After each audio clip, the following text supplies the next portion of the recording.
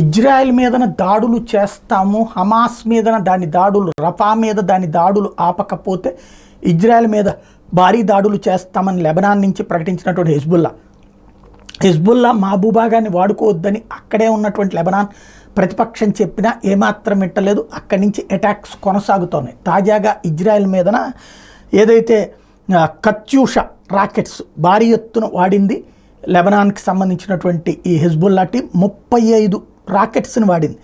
Iran backed Hezbollah launched retaliatory strikes in northern Israel. The group fired nearly 35 Katyusha rockets at Israel on May 10th and 11th. IDF reported